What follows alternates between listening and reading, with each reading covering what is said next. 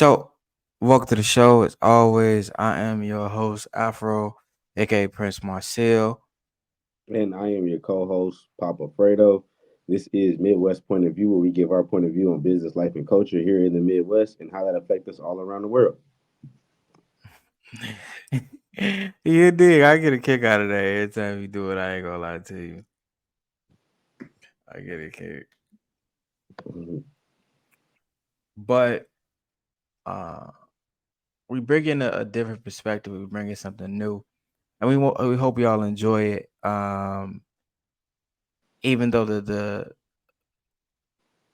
topics are rough, but that's really the life that we live as men, especially as black men, and not in just the Midwest and America.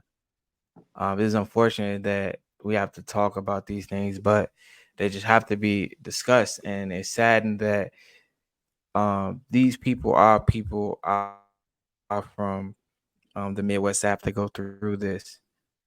So first and foremost, I kind of want to just say their names. Javion McGee, he was 21 years old. Marcellus Williams was 55 years old. Uh, but we're gonna start off with Jevon McGee, which was the unfortunate young man who it's allegedly, according to information, evidence, who died in North Carolina. And the family was just upstraught, so they went to the internet, and the father was just upstraught for his son. So, Papa, as a dad, how? I mean, I know as a man, especially as a black man, the story affects you, but as a father, how seeing these things now affect you? So yeah, this is something that none of us want to hear about. As a dad, who wants to wake up to hear that your son is no longer here on the earth and they left before you did? It's just Yeah. self-explanatory. Nobody wants to hear about that. You know what I'm saying?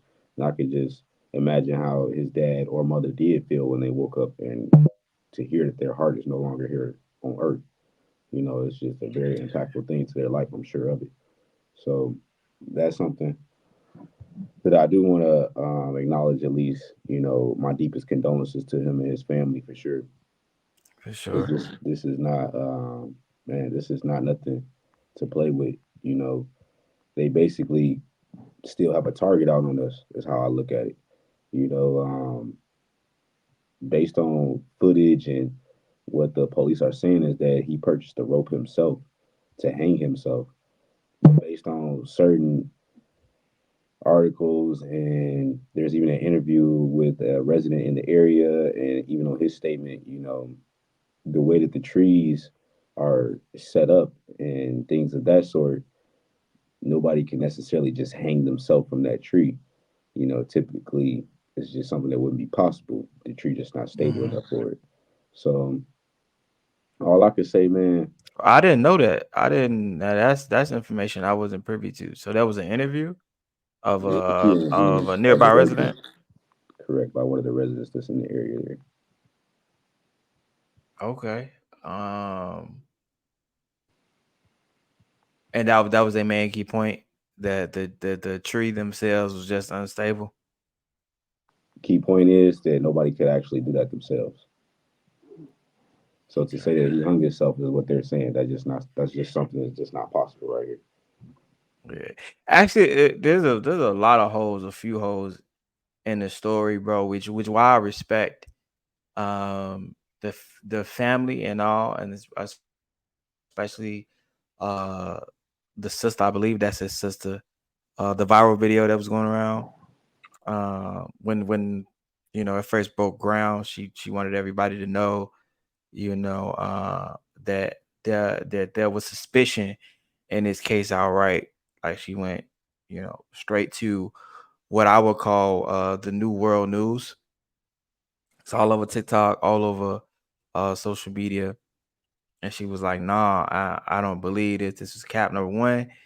Uh, and the outlets, WBTV.com gave a pretty detailed breakdown from the time he left, and to give you more backstory and more detail, from the time he left his home, he just became a certified truck driver. He 21. That same within the same time frame, so at least a few months. That they said earlier this year that he had got his CDLs. So even in that, the mental mind frame of when you talk about these incidents and really having to look over these cases, and not everything is as it seems, because from that perspective it's like, okay, he has a supposed future, or he was thinking about his future. He has something going on. We talked about this in prior shows, but when you become a truck driver and take a trade, you start off at like $80,000, $100,000. So in that mind frame, it's like, wait a minute, why why would he go this route? Uh, and again, uh, holding sensitivity to the space. You never know how people are feeling. Uh, When you I'm say at go this that. route, elaborate. So when I say that, the when he took his CDLs, when he started his path, his new career, that mind frame is supposedly you supposedly looking towards the future. So you deem yourself in a more calm and put together space mentally. So what you're So saying is that based on his career path, you saw him more so looking to be to somebody live, in the future, yeah, things of that sort. yeah. Like that was one of the things that didn't add up to me. Um, I don't know if you found the information in the timeline, but from what I gathered, he's truck driving. He's driving from September 10th, around like 10 a.m. He gets his route to go to Pennsylvania, to go to Carolina, because that's where he was found, in North Carolina, Henson, Carolina, to be Pacific. And when I heard about the footage, because you heard about the footage, right? Him going about a road. So in the time frame, when he gets to Henson, North Carolina, the reason he's there is to drop off a load. Like, he's paid to ship whatever the cargo is to Carolina, and he's at the Walmart. So it's at a Walmart. So that's why he's at the Walmart. He's at the Walmart. Allegedly. They allegedly. Again, so none of these are set in stone facts. These are just the presented details of the case that is released to the public for y'all. But the detail from the news outlet, they're saying that at 12:37 p.m., Javion McGee ends up in Henson, Carolina, at the Walmart to drop off whatever the supposed cargo was, and he stays at the truck stop in the area for about 4 hours. He don't leave until like 4:35. They say 4:53 p.m. to be, I guess, exact. Uh, when he leaves, I'm like, wait, he's sitting there for 4 hours. He's traveled for probably about at least 3 to 4 hours. Um, it says So McGee none of that remains sounds to be out of the ordinary. right. But here's my thing. So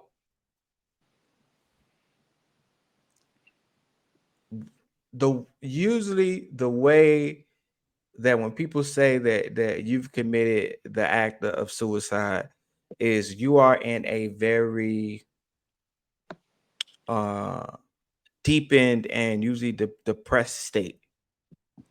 Not necessarily. So, It could be a few different emotions that lead to suicidal attempts, throughout anger, depression, of but the course. common one. Yeah, But yeah, but there are a few different things that can lead up to suicide. that's true. That's true. But the common synopsis is known as in society. Usually, you're in this supposed state. So this is very true. That's please keep that in mind.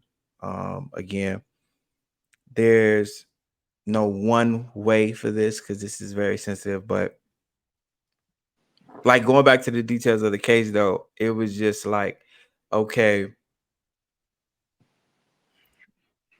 you're spending all this time. You're pretty much going through the motions. He's going his route.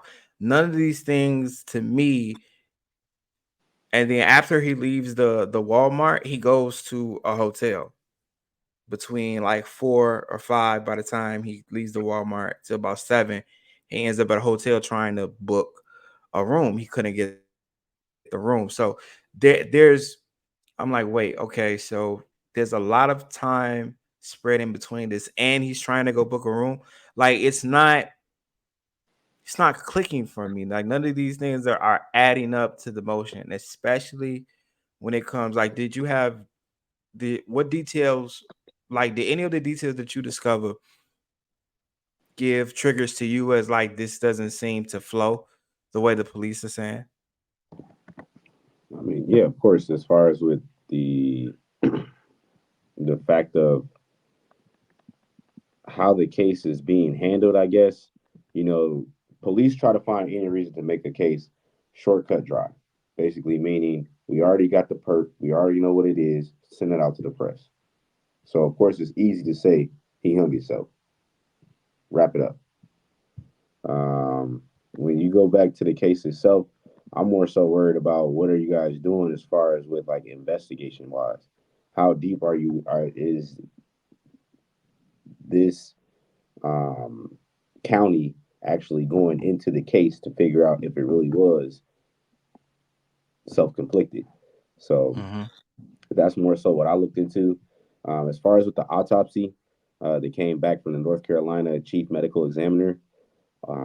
They say that the preliminary results show no defensive wounds or signs of physical or sexual assault.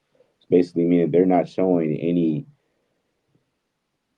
fight back or resistance. So no bruises, marks, scrapes, scratches, things underneath their nails to show any type of follicles, things of that sort that could point to another direction, another person being there. Of course, sexual assault, we all know what that would be. And there is the toxicology, sorry, results. They are still pending based on the case or whatever. So now they want to find out if he was intoxicated amongst the time of this taking place. After going over like some of the records that we have based on witnesses, things of that sort, I did mention earlier that a witness did state that based on the way the gentleman was sitting and the way that the tree is, that this is something that could not take place. Other investigators have spoken with other witnesses, including a homeless person who received money from McGee before his death. But I don't have any further information from those witnesses per se.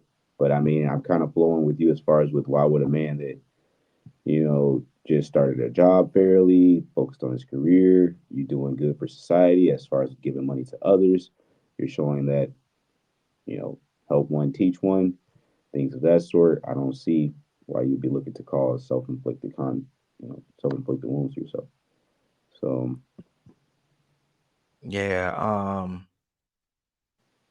And then the last thing for me was the way that they found him. It said that he's sitting in a chair and his feet are crossed. And I'm just like, what? Like it's just not like that one mom. Like, bro, that don't add up, Jen. You yeah, I know? mean that could definitely be a sign, of course.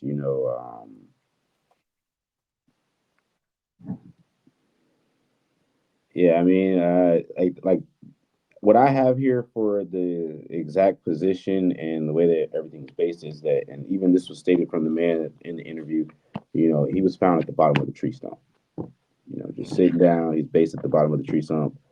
It was a medium sized tree. He had a rope wrapped around his neck 11 times. I don't see someone actually wrapping a rope around their neck 11 times. Just think about how tight that would be. You know, the other end of the rope was attached to the tree branch. Yes, but that's what I have here for the actual position and what took place. Yeah. Um, like I said, my condolences go out to the family.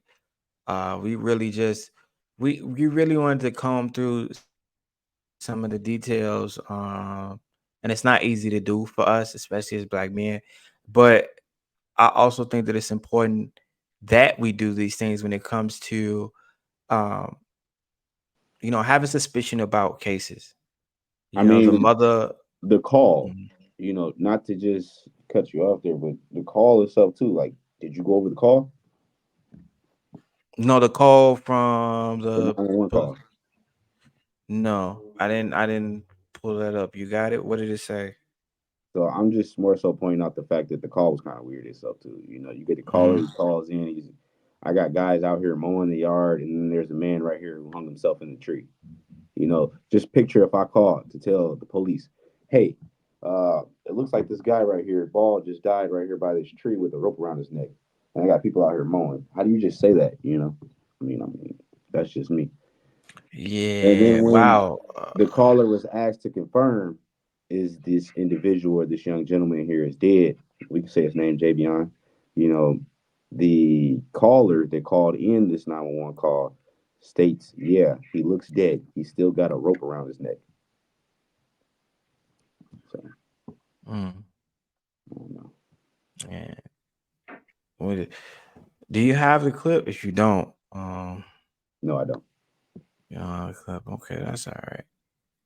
Um, but no, even hearing that. So again, I just there's more holes I mean, there's other than cases, not. don't get me wrong. Everybody matters. Everybody counts. It's not as if we're just Yeah, pulling this case up to talk about this one. Like Javion comes before all or anything in that nature. It's just these are the most recent cases that are taking place to certain acts of violence during the duration that we have now been dealing with the Midwest and trying to bring more light in on our culture.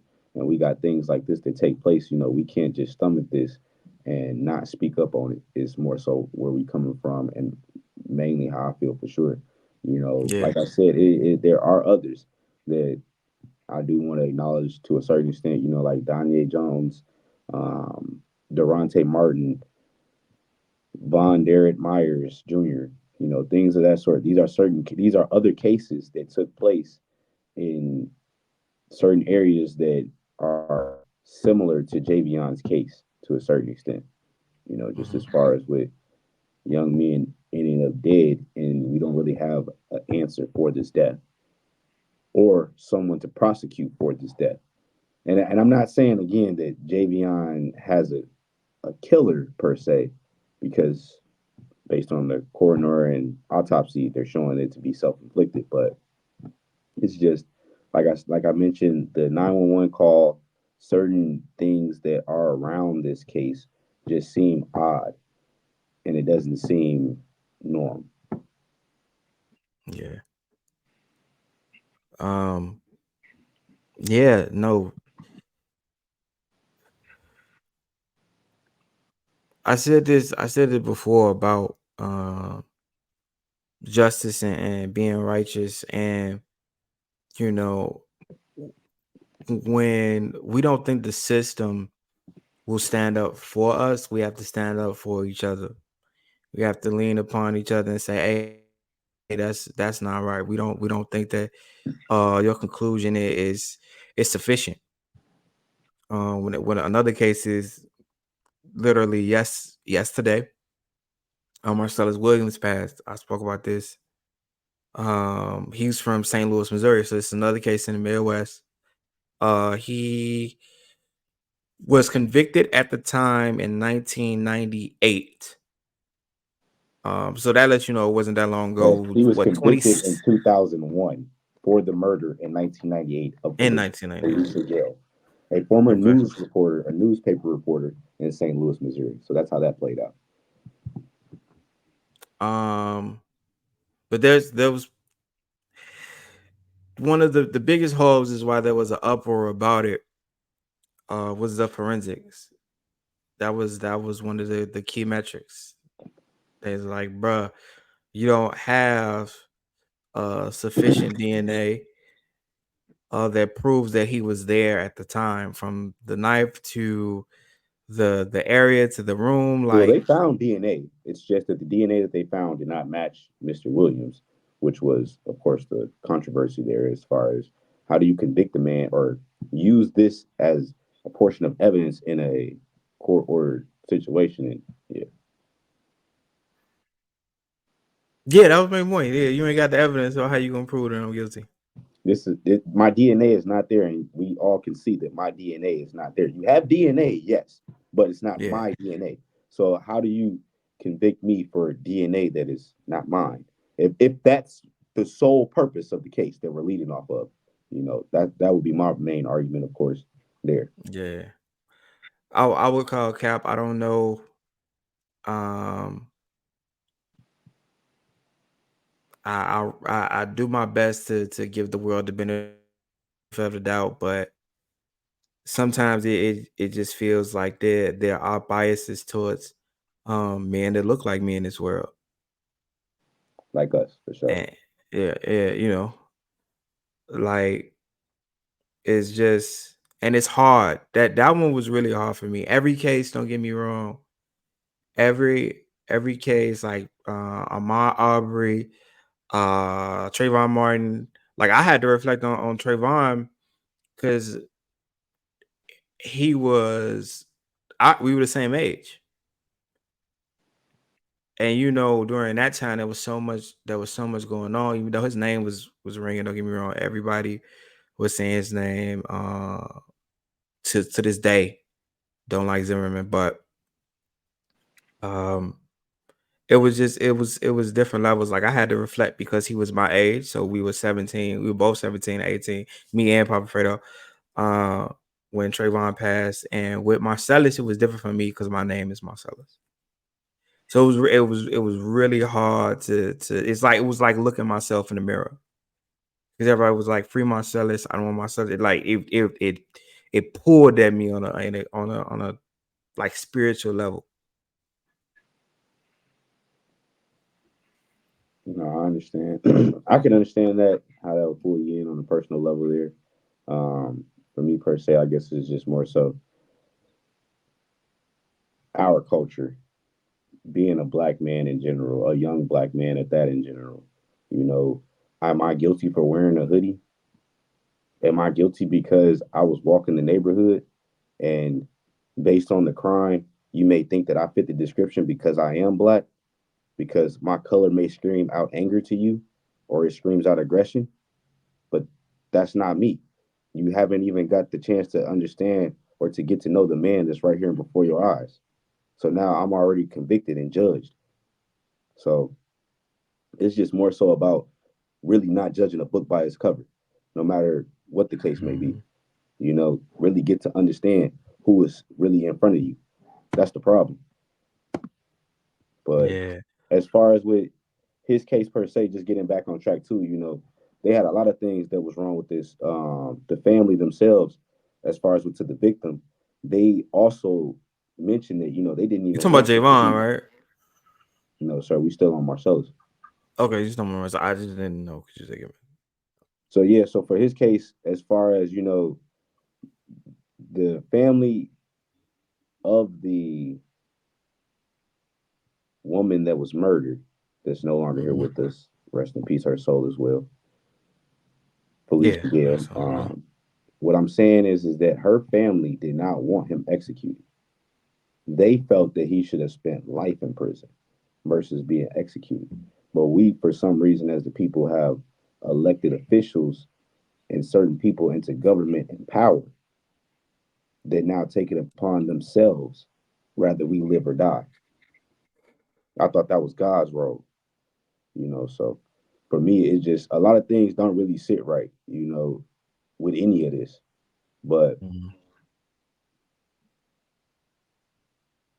I guess it just starts with, us creating awareness to what's going on and kind of trying to mend together and come together in some form or fashion for these individuals to fight for Yeah. justice for these individuals so we don't end up underneath the same pressure and consequences for something that we didn't even do or that we Yeah. shouldn't have a reason to die for. I want to Hmm. live. I want my kids to live. I want y'all kids to live. I want to see my brother right here live. I don't want any of this to happen to the next person. But unfortunately, until we take a stand, this is what we're looking at. We still don't have no control. No. And then even going back to the fact that it's elected officials uh making these choices, I feel like we in this time frame really assess where they are and how they view justice. Like really assess how they view the law. Are they faith based? Are they believers? Where's their moral compass when we put them into office because of these type of decisions that they're making? Not and not even just you disregard the one of the key metrics I would say of the case that you don't have concrete evidence that connects him specifically, but also that y- when it comes to the justice system, which is supposed to be about rehabilitation, because there's this evidence of as he was serving his time, while he still kept his innocence, he served his time, became Iman, and Iman is similar to uh the priest, the pastor. Iman is for Muslims, but He became uh spiritual. no, he's a Muslim. He's a Muslim specifically. I'm just saying, like, as far as religion wise, just to keep it on an even basis for everybody across the board. Yeah. But like even to reflect on all that, when you look it over, if I was sitting in the elector's position, the governor's position, I'd say, okay, if I truly believe in justice and while we want to make sure that no crime goes unpunished, what are the facts of this case? What is the who is the person that is indicted and is in jail? It's like the whole breakdown. And if you believe in rehabilitation, serve like 25 years. Now I'm not disregarding the family's pain because they believe that he was the one who did it, but even then, like really look at it overall and to say that you disregard in both sides. This is not just the family. This is the family, the prosecution, the people who convicted this man, who are in charge of putting this man behind bars, and the defense says, "Hey, back then there might have been other biases or other things that led to this charge, but what's stated here is that we don't have what we need to be honest about this conviction." And we don't think that he needs to be executed based on this. Like the prosecution is saying, hey, the evidence is not sticking as far as the forensics as the key metric. I don't believe that you should execute him. And you as the elected official is as ignoring that is wild.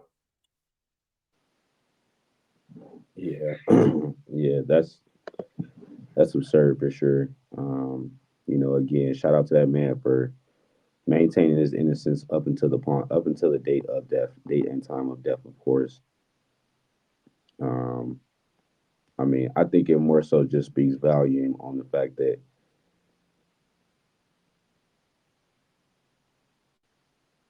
the perpetrator is still out there.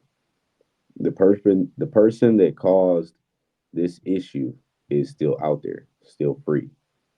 So this man has now lost his life for another person to continue living life doing maybe whatever wrong they have been doing. So that's just Mhm. something to really look out there for as far as with was justice really served on both ends? Did the family really Yeah. obtain justice? Did the system really obtain justice? That's how you more so got to look at it. And then the same thing when it comes down to Javion McGee. You know, was justice really served as far as in his case? Is it more so just easy to call it a clean cut dry? This is what happened, or do they not care to look in the situation because you don't want anything to come out that's not really supposed to be out there in their eyes? Yeah. Um, and we have to stand.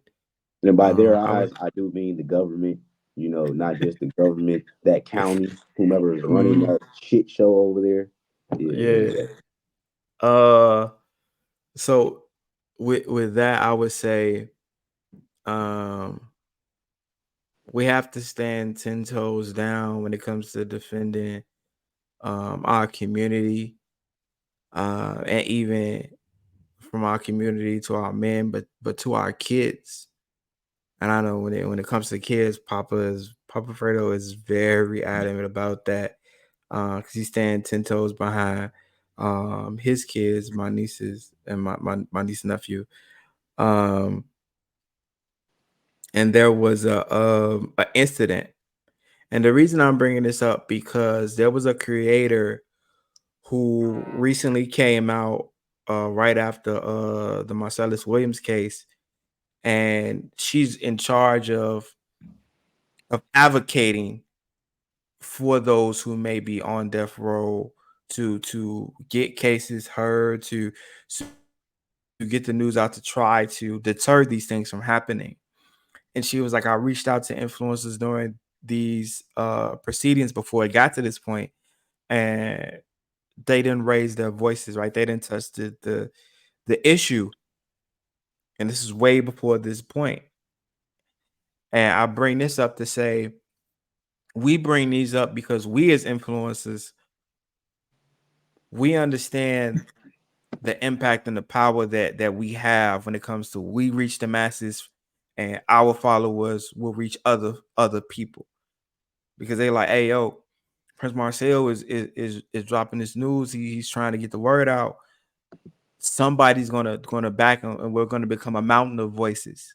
Papa Fredo, when it comes to his following, that we're gonna become a mountain of voices to say, hey, this is wrong. And something I seen most recently was in Southgate, Michigan, another Midwest state, another Midwest city. Um, I believe her name is ShaVon, and she has an autistic child, right? A special needs child, and she have him on a program somewhere in Southgate, and this is allegedly at the time because she's still going through the proceedings, but she puts the video out, and Papa, I'm gonna give you a breakdown because I really want your perspective as a parent, because I know how you are when it comes to leaving your child's safety in the hands of others. And if you do decide to do that, you know the magnitude of you allow my child to become in harm, or you inflict harm when I'm trusting you with my child. So I definitely want you to expand on that. But just to give you the breakdown, her child is a nonverbal autistic, so they can't speak or speak for themselves. She sends them to this therapeutic place, this program to care for the child at this time. And when she comes and picks up the child, there's bruises, there's speculations of assault on the child and child abuse. Like she literally files a police report. So, she's trying to validate her claim, saying that no, I'm not just putting this out on the internet.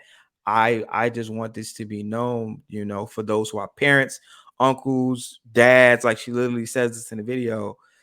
To be there for your child and defend your child, and that these things shouldn't be happening, and that we should be more aware of who we assign for our children's care.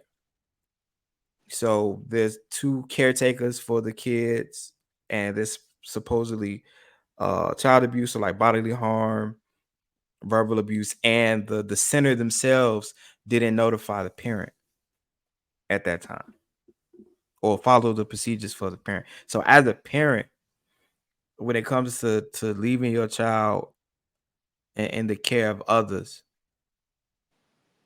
What? How do you feel about this scenario? So did this happen at the center? Yeah. So it happened at the center. So the physical abuse and the bodily harm, things of that sort, happened at the child center. Yeah, at the child center, from the staff. That's what she's saying allegedly So that's the at the reason time. why they never called out to the parent, of course, if the center was causing it. That's a no brainer. Number two is just more so that's up to the parent. You know, you get your child back every day. If you changing your child, you giving your child a bath the way you're Well, I supposed don't to know be if this giving was your child. repeated. I don't know if this was a repetitive thing. I'm in this scenario. She's saying Well, you that. asked me how would I address this as a parent, or how what is my intake Okay, go ahead. on this Go as a ahead. parent? So that's how I'm answering. Go- So what I'm saying is that no matter whom this is or whomever would be going on across the board, if you're taking your child to a daycare center and once you get your child back, whether that child is verbal or nonverbal, when you get your child in and you take your child home, you're spending time with this child as far as what you can see if anything has changed from when they first left, from when they first was in your care differently now. You'll know the slightest bit of changes with your kid. Why you pick that up and go over there and walk that way versus doing what you done did 1,000 times you didn't have it in your hand. It's not, rocket science is for a parent that actually has a relationship with their child type deal. You know what I'm saying? And as far as when you get the child and you giving the child a bath and you take care of the body, you can see physical abuse off back. You know, that's just why with co-parenting, for example, my son busts his lip, whether it's on my time or his mom time. One of us is calling or texting to let the other one know what happened so you don't get alarmed thinking that this could have happened anywhere else or whatever the case may be. So it's just a simple sense of, I can't even get the word out, but it's just giving that person a well-being of what's going on with the child. And if that facility ain't doing it, it's your job, or that facility, or if you're the child, other child's parent, the other parent to the child ain't doing it, or whatever the case may be, it's your job as the parent to do it, to make sure that your kid is okay. So, I mean, I'm very sorry that this child has been touched, harmed in any way. I don't want that for no kids, especially not mine. Oh, it ain't no question. But I'm just simply saying that, you know, hey man, as parents, we got to step up. We got to really stop looking to the next person and try to point the finger to why it's your fault and it's not my fault. No, that's your fault. It's who fault? I'm saying, as far as if this child has been having this go on more multiple times and you not knowing as a parent. Uh, with the information I have from the case, I'm going to base it off the premise that this happened. This was the allegedly the only time, and that the moment this happened, she filed a police report, um, and is in the process of shooting for justice against them because she was like, "Hey, I put my child in your care, and they come back like this." Yeah, if this Um, happened one time, she caught it. She called him out on it. That's absolutely right. The people that we entrust our kids into, as far as with schools and daycares that we're paying tax dollars for, might I add, it's outside of daycares, you're paying upfront dollar for. mm, Who is paying you to hurt my kid? yeah. That's a no brainer. Come on now. Yeah, if she caught them on the first try, burn the whole thing down. I hope. I mean, listen, I hope they all got to pay for it. Uh, as you see, he definitely cared. So, in closing remarks,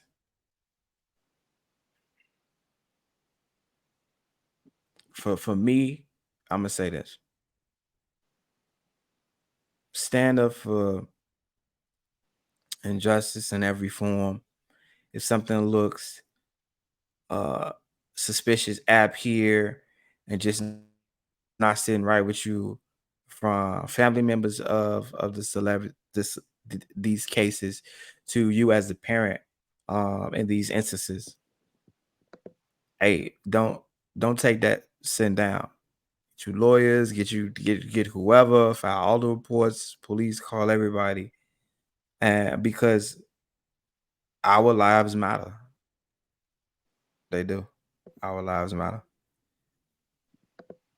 Freddie, any closing remarks? Yeah, I mean, yeah, all life matter here. You know what I'm saying? It's just crazy to what's going on as far as with us today still. I just want to dwell on the fact 1 second as far as why we talking about social media crap like P. Diddy, things of that sort, when we got real life brothers and sisters that are out here hurting. They are really taking a beating from not only society but their own community. We not coming together to really uplift one another the way we supposed to. So that's more so what I would want to see as far as with a change. And I think that with that change being more so as the community coming together back to how the roots was, where you're not looking to see a person that just out here hurting, down bad, physically abused, things of that sort, and you're not putting out a helping hand. I would like to see things like that change. And I think with that change, not only will our community be better, but I think lives for us will be better. You know what I'm saying? It would be more so shake a hand, meet a friend, as my good salesman like to say. For y'all that know, y'all know. You know what I'm saying? Versus more so you see another black person and you got a grumpy look on your face, or upset, sick look on your face. But really you looking in the mirror. You know what I'm saying? I look just like you. So that's what I want to see more of as far as with us coming together as a community and stopping so much of this hatred and really silencing all this violence for sure. I like Yeah, that. For I know y'all that's who my know, y'all know. you feel me? You No, know. for sure.